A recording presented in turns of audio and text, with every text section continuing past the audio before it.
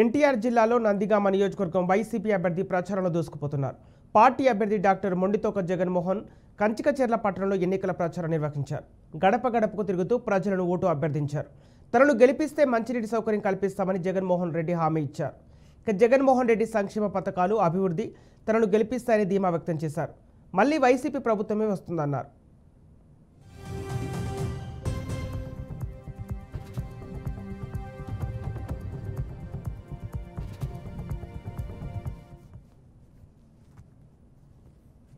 చాలా ట్రాన్స్పరెంట్గా, పారదర్శకంగా 5 సంవత్సరాలు జగన్మోహన్ రెడ్డి గారి పరిపాలన ఉంది. ఈ 5 సంవత్సరాల బడ్జెట్ తీస్తే ఎవరైనా సరే ఊరినే టక్కటక్క చెప్పేయగలరు, దీనికి ఎంత స్పెండ్ చేశారు, దీనికి ఎంత స్పెండ్ చేశారు.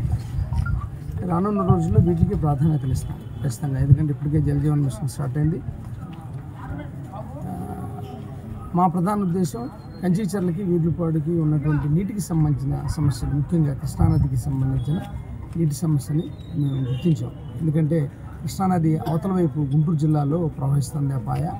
అక్కడ నుంచి చౌటుకల్లికి వచ్చి ఆ ఛానల్ ద్వారా మళ్ళీ అక్కడ నుంచి లిఫ్ట్ చేయాల్సి వస్తుంది. వరదలు వచ్చినా లేకపోతే ఇతరత్ర కారణాల వల్ల ఈ ఛానల్ ఎప్పుడు క్లోజ్ అని చాలా ఇబ్బంది అవుతుంది.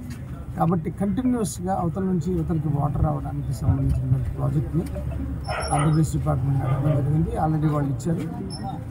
ఆ ప్రాజెక్టు రేపు జగన్ గారితో మాట్లాడి రేపు అది అనౌన్స్ చేస్తాం. వీర్లపాడికి సంబంధించి, కంచికచెర్లకు సంబంధించి భవిష్యత్తులో తాగునీరు ఇబ్బంది లేకుండా ఉండడానికి